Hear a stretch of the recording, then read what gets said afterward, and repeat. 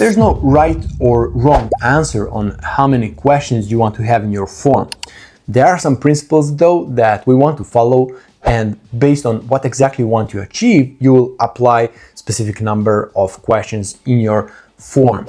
So this is a very typical questions. I go through it every time with each of my clients, whether we are working on advertising or we are just talking about how we want to structure forms on our website. So hopefully after watching this video, you'll understand these principles and you will be able to apply it, and also to check what do you currently have in your assets, and if you want to change something. Just in case that you're new on the channel, let me welcome you. My name is Bojan. If you follow me already, welcome back. All we talk about here is, how to get set up to sell online, what kind of digital assets, what kind of digital actions you need to take, in order for your business to thrive in this digital world. I'm not creating how-to videos. All we talk about, the principles. I want to give you a big picture, the perspective, so that you can make informed decisions, so that you can elevate the level of communication with digital service providers and hold them accountable at the end of the day. So that's what this channel is about. If you like it, make sure to like, subscribe. Now let's dive back to the topic. We were talking about how many questions you want to have in your forms. So there are different types of forms that you can use on your website. And for example, let's start with the most simple one. If you want somebody to apply for newsletters, what exactly do you need from them? At least you want to have an email. Why would you ask people for their name, email, phone number, date of birth, address, I don't know what, in order to, give them opportunity to apply for newsletters? You're giving them opportunity to, pitch them on whatever you have to offer occasionally. So they just saying, yeah, I'm interested in what you have to offer. Let me know when you have some good offers for me. That's all, So, just be gentle. The more questions we put in our forms, the more barriers, the more hurdles we are putting in front of our potential clients in order for them to reach the goal, to apply, right? So imagine like they're just running and they're jumping all the hurdles. Every time you put a question in a form, that's a new hurdle, a new one more, two, depending, how much you want to put there. Again, the less questions you have, the less qualified people will come to you. As simple as that. Imagine if you have just like name and email, yeah, it's easy to fill in. But if you put some more questions, somebody needs to put an effort in order to apply for whatever you have to offer. Meaning that, the more questions they reply, the more they are interested, the more they want what you have to offer, because they put some effort, they put some time into applying only, not to mention what happens next. They need to pay for your offer, they need to talk to you to agree on the terms, and depending what you are selling, of course. So very simple. The less questions, the easier for people to apply, the more people will apply for your offer, and they will be less qualified. The more questions you put in your form, first of all, you have opportunity to qualify those people through questions, right? So you want to ask them on various questions about where they live, what's the date of birth, what they are expecting. Are there open-ended questions? Are they just for them to choose yes, no, maybe, whatever, some price points? There are various types of questions that people want to ask in their questionnaires, in their forms actually. And there's a lot of entrepreneurs out there. I'm also guilty of this.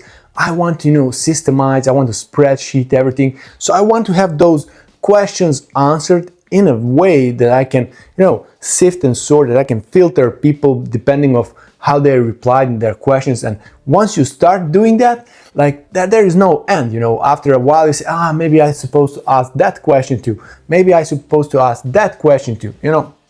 If I were listening to some of business owners, some forms would have literally 30, 40 questions. We don't want to do that. We want to, make it as easy as possible, but at the same time, we want to have as qualified people as possible to apply. You basically need to find the right amount of questions so that you get, fairly qualified people, but not to bore them through the application process. You want to make it as easy as possible, if that makes sense. So again, we talked about newsletters, a minimum basic. You just use the email. Maybe you can use the name and email so that you can personalize those emails. That's fair, but don't ask for a phone number in an application for a newsletter, because I will not apply. Why do you need my phone number if you just want to send me emails in a newsletter. Next step would be like name, email, and phone number. That's again a basic communication points that you need in order to get in contact with someone. Sometimes it's enough for whatever you are selling. If you're selling some service, again, it's very dependable on who is sitting on the other side. Who is going to handle those informations? Do you have some automation in your CRM that are ready for your people, for your potential clients, for the leads that are coming?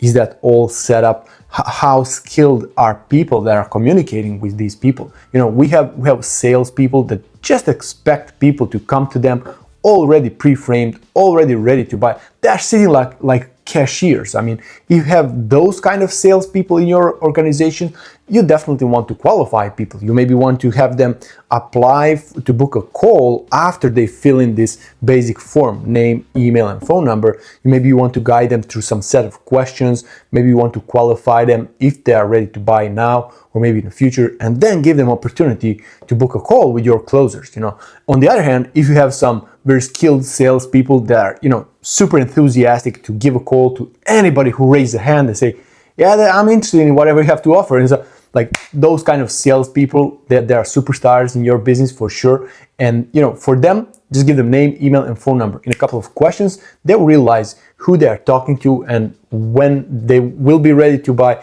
You know how it works, you know. And also, we were talking about some sweet spot. You want some right amount of questions in your form.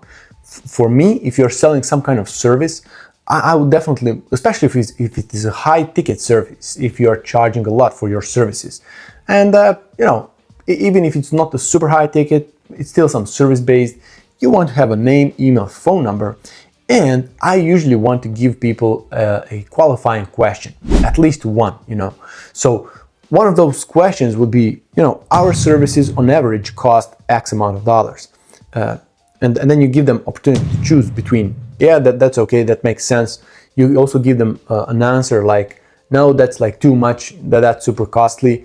And you also give them opportunity to answer something like, yeah, I can get this money, I can, you know, apply for whatever kind of financing. So you just give them like 3 options to choose. Like I usually don't advise any open-ended questions in a forms, you know, because what do you do with it, you know, at the end of the day? Are you going to read in details every of those answers? You cannot filter them if you have any spreadsheet out there.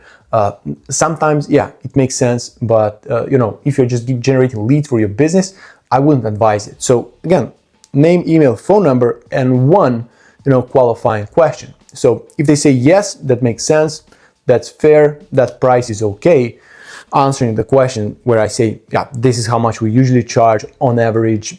Is that okay with you? Does that sound fair? Just think about how you want to structure this question.